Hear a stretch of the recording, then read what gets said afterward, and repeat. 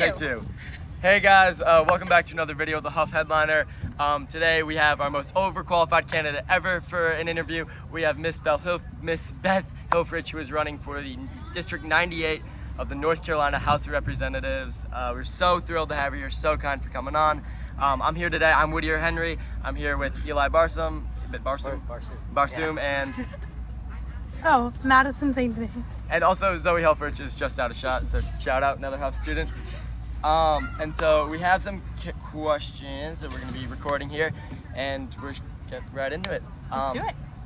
So I figure we go life questions. Yeah. I guess we're just going to start early. So I was, by the way, when doing our background research, thrilled to know you were a theater major. I do a lot of shows myself, so it was awesome to find out. Davidson College.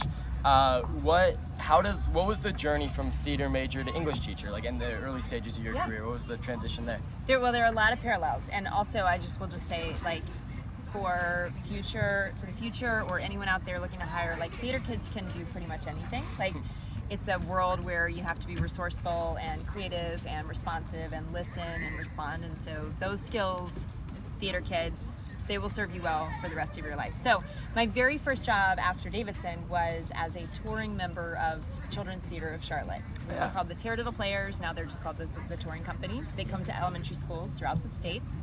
So I spent a full year in a van with three other actors. We were like a merry band of four, and we toured North Carolina public schools.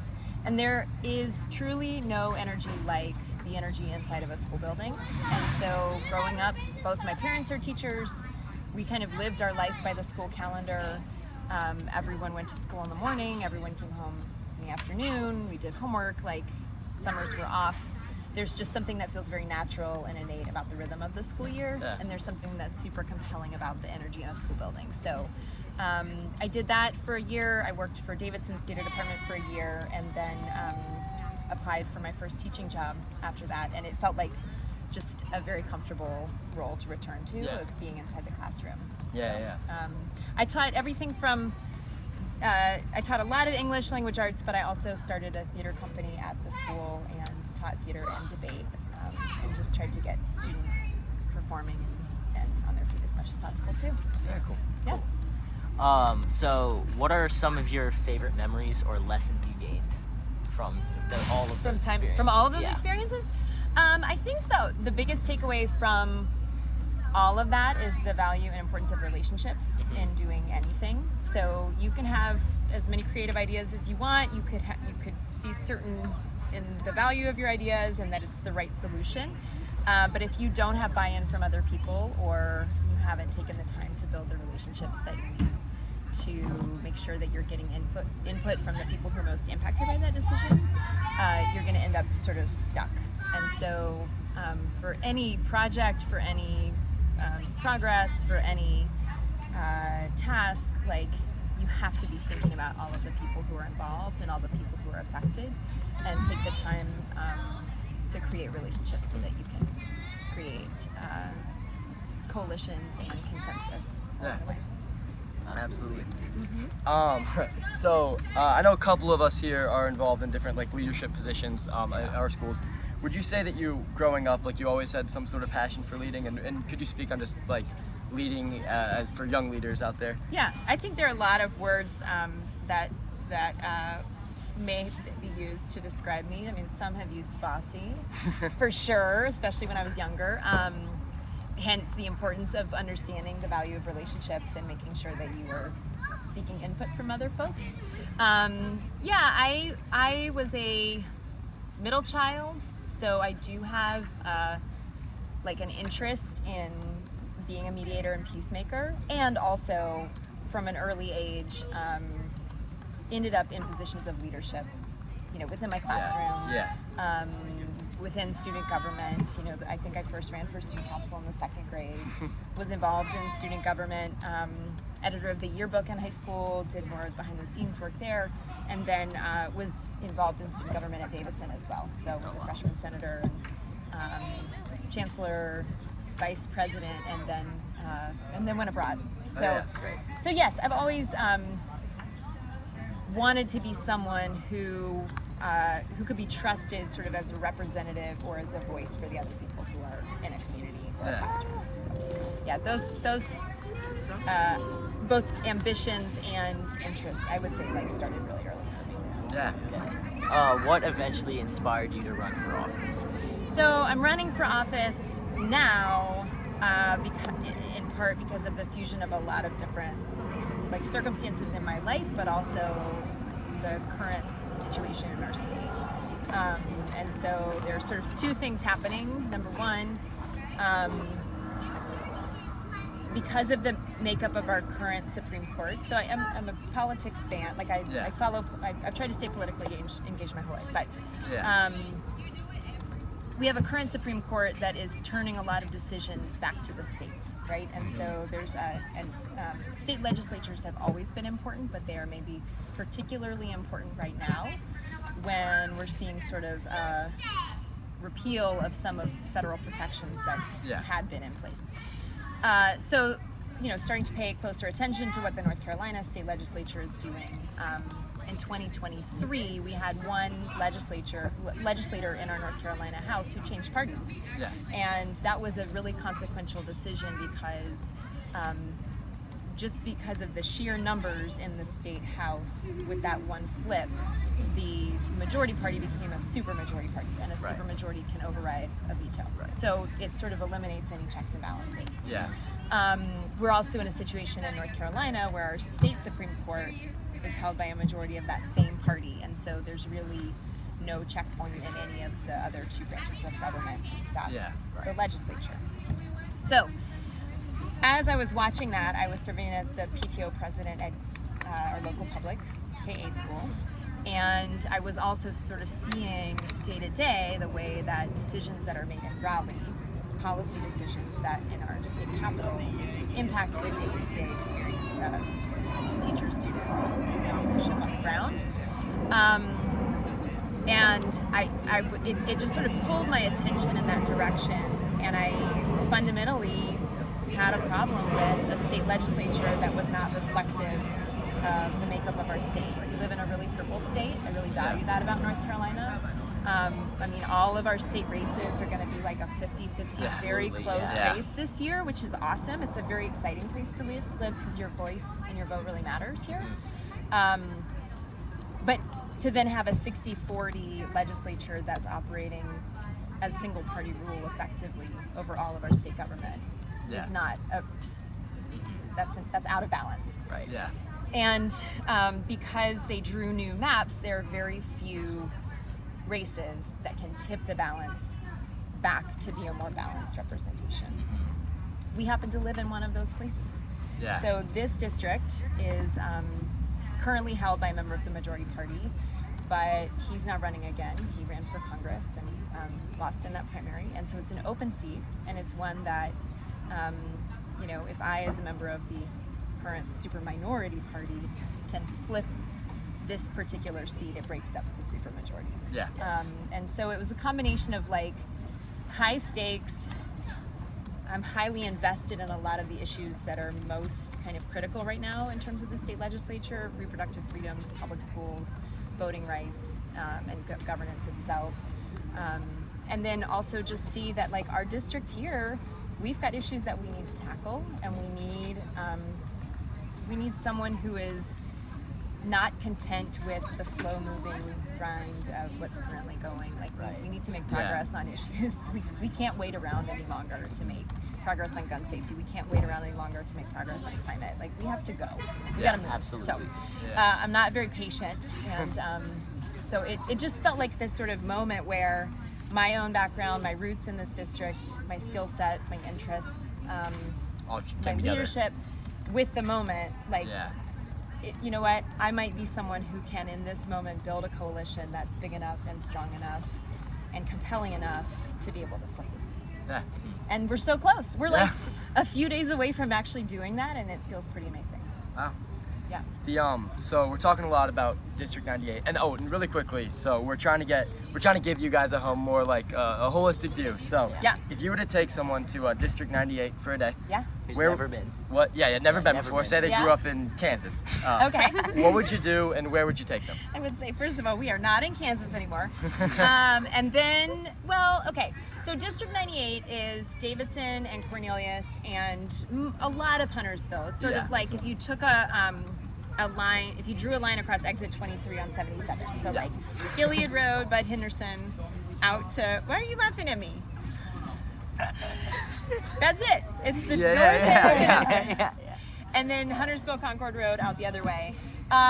So the first thing I would do is look at the weather, because one of the things that people love most about our district and that I love most about our district is the growing network of greenways and the investment in park systems. So, I mean, I'm talking about everything from Fisher Farm, you know, taking the greenways all the way into town from there. Huntersville and Cornelius have really done a lot to try to expand green connectivity. Yeah. You know, you can get out to spots, public spots near the lake. There's so many parks Yeah. in the North End of county, so that's a priority. And actually, Cornelius has a bond on the ballot right now to do a like a Parks and Rec bond to keep expanding those. They're about to expand pickleball facilities at Bailey up near Hough. So for all you pickleball players out there. Sweet. The Pickleball Club. Yeah, yeah. pickleball club. You're about to have some new courts over there in Bailey Park. Yeah, so I think there are incredible places to play outside. Yeah. And then I also love the small businesses in the district. I have a particular fondness to the one we're sitting behind because Shout out that's our Summit. family. Shout out Summit Coffee. But there are tons of little coffee shops, restaurants, you know, boutiques, little shopping places like Burkdale's in the district. You know, if you're looking for a more, what do you call that? It's not big box. They're labels. There are cool stores in Burkdale, Yeah. right? Yeah. Yeah. So there's some shopping in there too. And then I love the investment of Davidson, Cornelius, and Huntersville in a growing, vibrant art scene. So like any weekend of the year, you can almost like in between Davidson's concerts on the green or the art festival, and then the Taba Walk in Cornelius and the Kane Center or Davidson Community Players. Yeah. Like there are so many. There's just like a growing, cool arts vibe that's pretty compelling. So ideally on a weekend, like you have something that you can go and experience too. Yeah. And then maybe maybe we go catch a Davidson game or a Hough game. Yeah. Right? Shout out Hough Athletics. Absolutely. Yeah. Yes, yeah. There's plenty to do in Yeah. 98. Plenty to do. Sure is. And then two quick fire ones. What's your favorite movie? Field of Dreams. Great take. Great answer. And Thank you. and what's your favorite song that your husband's band covers or original? Not a cover band. Oh. Oh, they're originals. I'm sorry. I've He's not in- been out to a okay, concert. so first of all, he's in like a lot of different bands. But if we're talking about the band that he was in when we met, Yeah. when we started dating, he was the full-time drummer in a full-time band, like very cool. And I have several favorites, but I think my favorite is in the fall, especially, is Americana Motel. No one's gonna know what that is, but it's okay. That's okay. That's okay. Go listen on The ones with Spotify. taste. Cast We'll know Iron what That's that is. right. Yep. Yeah. Cast Iron. Shout out Cast Iron Filter. Cast They're Iron on- Filter? Yes, that's I the like band. That. I like that. Yep. Transitioning back into the Back to politics. Yeah, back into the Okay, campaign. That's the So- Hamilton line. Can we get back to politics, please? Yeah. Fair. So what has your daily schedule looked like since deciding to run, and now when we're getting close to the election? This is maybe a better question for my family Yeah. than for me. Yeah. Running for office, running for a seat like this in a highly contested district, for me has been a full-time commitment. Absolutely. Yeah.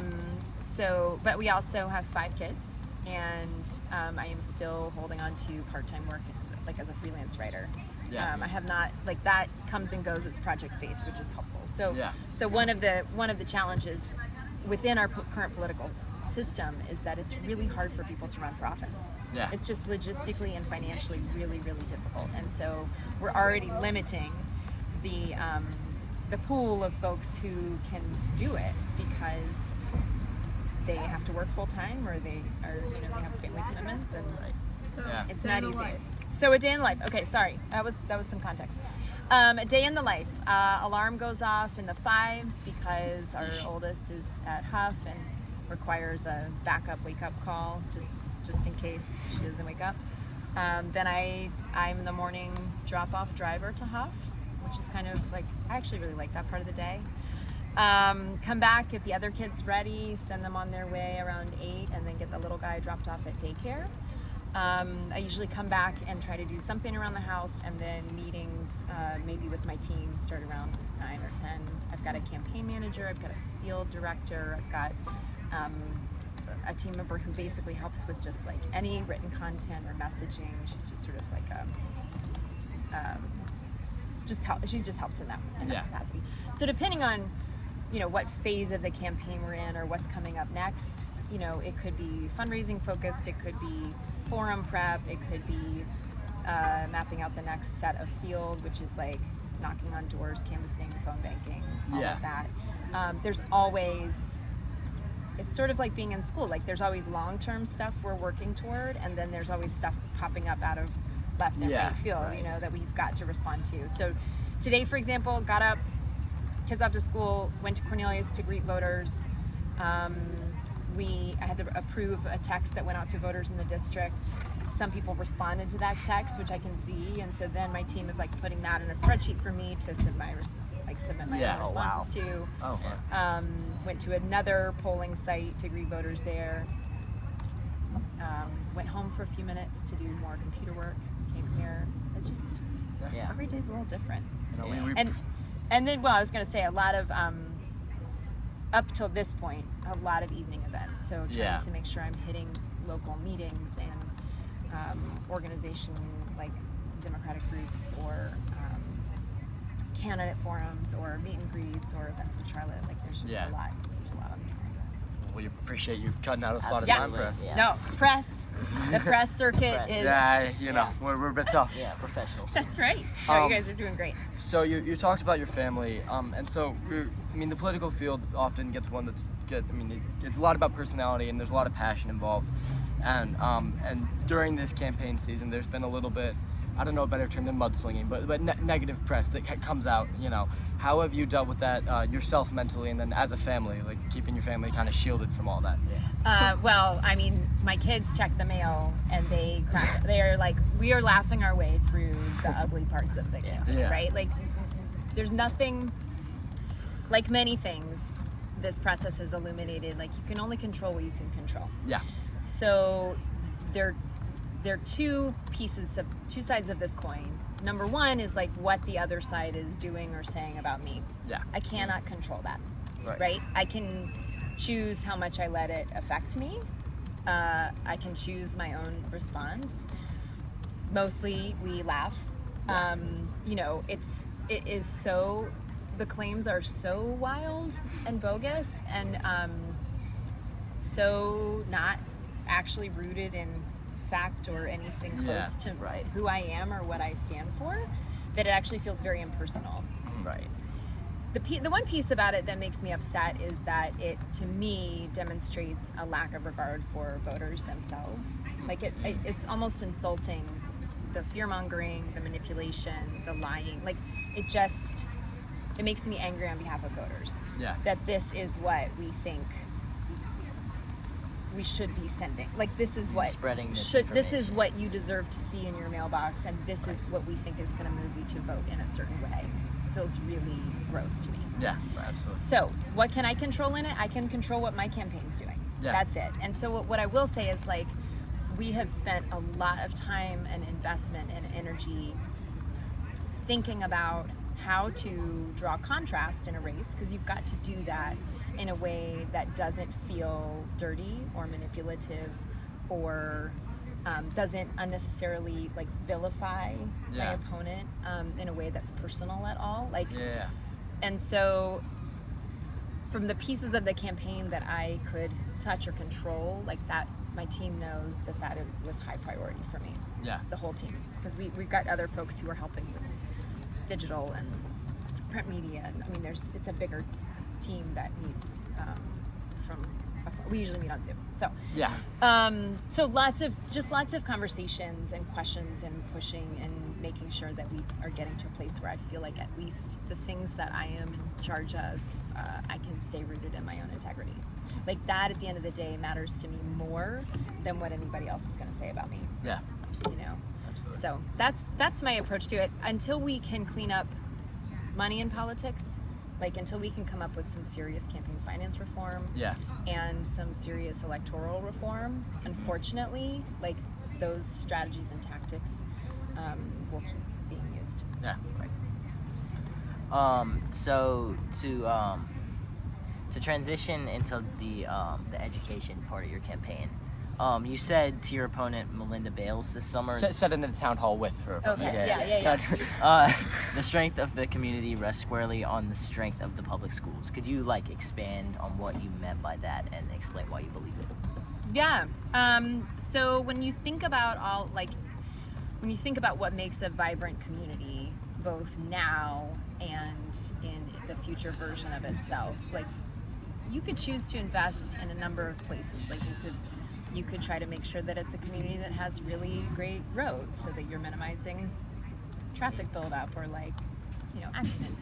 You could really invest in green spaces and public safety and amenities, and those are all a part of a quality of life. But when you're thinking about an investment that benefits the now and the future, like our public schools are really, in a lot of ways, the single greatest investment that we as a state could be making, because when you are investing in the public schools, not only are you serving the current residents with like an excellent opportunity for where their kids are going during the day, knowing that they're going to be safe, well taken care of, receive the attention and the need, you know, receive what they need.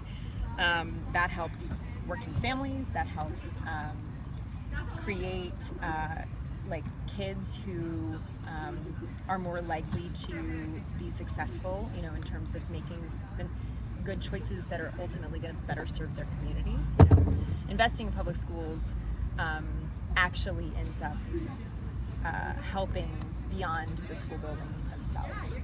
We also have to think about schools as like, you know, in almost half of North Carolina's counties, our public schools are the largest employer in those counties. And so it's not just about serving the kids in the schools, it's also about like a thriving place for folks to be working, to be building connections with local businesses. Like most people who are looking at where they want to live, one of the most important factors for them is to think about the quality of the public school system, right?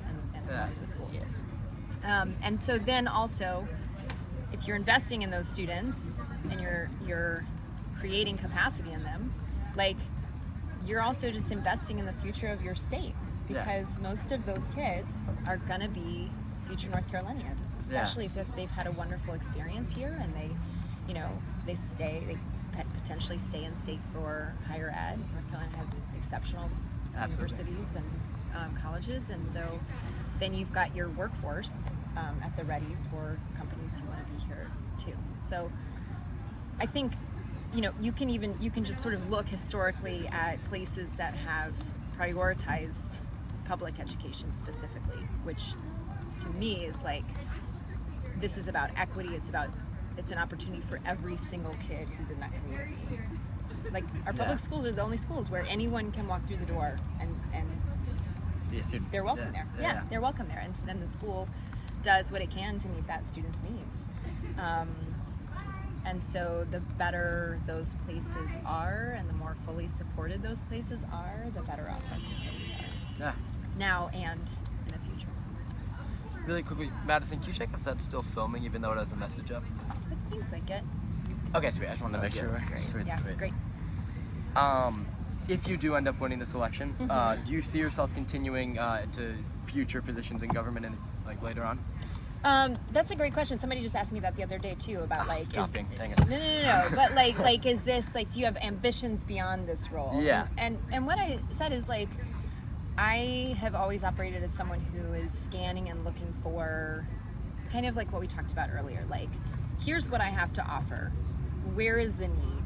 Like, where is that synergy at the moment? So it's why I've done a number of different things. My husband is kind of built the same way. It's like, where's the best place for us to lean in right now for maximum impact? And for me, doing this right now, and I think serving in this capacity is a place where my own particular skill set, knowledge, strengths, capacity, like, can have the greatest impact at the moment. Yeah. It might continue to be that for multiple terms. It might be that there's something else that, like, I'll heed the call, right? Yeah, like yeah. if there's something else, you know, and everything, of course, is always, I'm not just me in my life. I've got a family and kids, and so it's also thinking about, like, what's possible within the framework of our life and what makes the most sense. You know, there are challenges to this path for sure. If I'm serving, I'm commuting to and from Raleigh every week, and that's not easy. And also it feels really, really important right now. So we're taking it one phase at a time. Yeah. Like this chapter ends on Tuesday night at 7:30 p.m. and then we turn the page and we see what's next. Yeah. Figure that out. Yeah. And we should have, I think, one final question. Yeah. What question do you wish you were asked? Like, if you could pick one thing that you wanted to discuss. Yeah. This could be by us or by anyone that's been interviewed. Anyone. Like, something you just want to communicate to people. Well, something that I would like to communicate out, and you can think about the question you want to ask to get me there, is why, to me, or like, why voting feels so important to me. Why Like- does voting feel so important to you? Because I am an enthusiastic voter. Like, Yeah. I love to vote. It feels so, and part of that is just like the family I was raised in, the community that I was raised in, like civic action. It felt like, you know, something. The first time I met somebody who was like, "Oh no, I don't really vote," I was like, "What? How can you not vote?" Right? But now I do. I've encountered a lot more of those folks now, and on some levels, I can understand that. You know, it's easy to sort of feel very removed from politics until you start connecting the dots between, like, again, the decisions that are made by people who have been elected, whether you voted for them or not. Like, someone voted for them. Yeah. Someone showed up to vote. If it wasn't you, it was somebody else deciding who they're sending on your behalf to make those decisions. And those decisions do touch our everyday life. Like, it really matters who we're electing. It matters who we're putting on the school board. It matters who we're electing to, like, soil and water commission. Like, it matters who our town board is. It matters who's on the planning committee. Like, those folks are making decisions that that often have really outsized influence on our life. And so, you know, the thing I say, like, there are a number of ways that you can become engaged to try to have an impact on what those decisions are, but the best and easiest and in some ways most important one is to be a voter. Is to, like, just be a consistent voter and celebrate that, like, we live in a place where you're not just allowed to vote, but you're encouraged to vote, because that's not the case in a lot of places. So yeah, your vote matters if you are 18 and eligible. Yes, no matter who you're voting for, please go vote. If you're watching this by Saturday, before Saturday at 3 p.m., you can register same day and vote early. If this is after Saturday at 3 p.m., I hope you register when you got your license. Then you can go vote on elections. I did. Yeah, my daughter registered today, even though she's just 16. I got to vote There the you first day early voting. That's cool. Yes, there you go. Yeah, so How did it feel to be a voter? Oh, it felt awesome. I walked in the room and they were like, "Are you a first-time voter?" And I was like, "Oh yeah." And she, like, turned. She's like, "We got a first-time voter," and everyone started Big clap clapping. for everybody. It felt incredible. Yeah. I was It's like, so "This is good. awesome." Yeah. There are some people who are like, "Do not clap for me," but I could see that you might enjoy that. I will say, I've met at the polls 18-year-olds who are first-time voters, and I have also met older folks who are first-time Really? voters. And whether they just speak like they're newly naturalized citizens, or they just, you can start walking there. Oh, you've got the car. Oh my gosh, that's scary. Okay. So they're either like newly eligible to vote or just decided this time, like, okay, maybe I won't sit it out anymore. Maybe I should try to do something. Every time I like get a little lump in my throat. It just it matters to me that people. I want people to feel like politics belongs to all of us. Like, and I think that's a big piece of what has driven this. Like, I hope has driven that kind of ethos of our campaign and the central message, which is like, yes, my name is on the ballot, but this whole effort is about trying to shift the power back to you.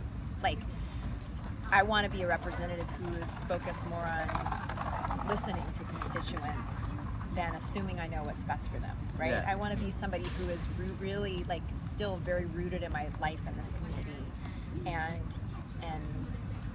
leveraging all of the empathy that comes from having meaningful relationships with other people who are living here in service to the community, instead of seeing this as like something on my resume or like something that is important. Or it's for me, it's my hope is that the campaign has felt that way to voters that we've connected with, and also that if it's successful and I win on Tuesday, that people continue to think of me as like this pretty normal, pretty committed community member and mom and former teacher, and like an energetic human. Really wants to serve the community and really wants to work for the future and try to do everything that I can to just make it a little bit better. Like, that's it. At the end of the day, that's it. And that's what most of us are trying to do. This is just the way I'm trying to do it right now. Great. We're very appreciative of you. So kind to get you on. I'm really glad to talk to you. Thank you for asking. And I really do. I'm actually really encouraged by young voters right now. Like, Davidson College students have been really well organized. They're like, they keep showing up to the polls every single day. Y'all are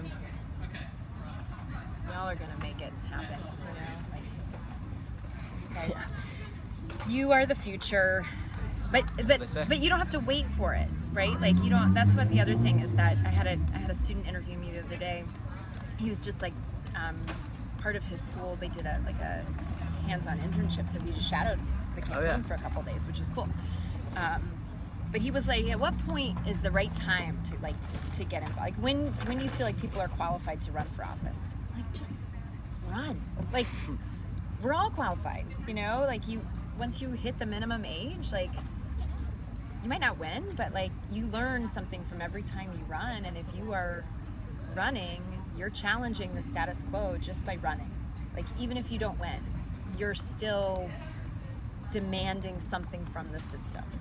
And that the more of us who are willing to get in the system and demand that it work for us, like, the better off it will be long term. Because the more folks who will get in it, who are willing to try to change it to make it more accessible for everybody. So I'm really excited. There are 2 House members. One is, he doesn't have an opponent, so he is a rep-elect. He'll be the youngest. I think he's 26 or 27. Wow. Jordan Lopez, he's from East Charlotte. He is going to be the youngest member of the General Assembly. That's crazy. Wow. Gen Z. Hey, shout out. And then there's another candidate, Dante Pittman, who's in his late 20s, who's running in a contested seat out in the eastern part of the state. It's going to be a tough, like another close toss-up race, but I'm really excited about him as well. I mean, I would love for more young candidates to keep running. So, Keep running. So don't just vote. Run for office. Sweet. Okay. All right. Thank you so much. Thank you. I do appreciate it. And this has been the Hough Headliner. Thank you, guys.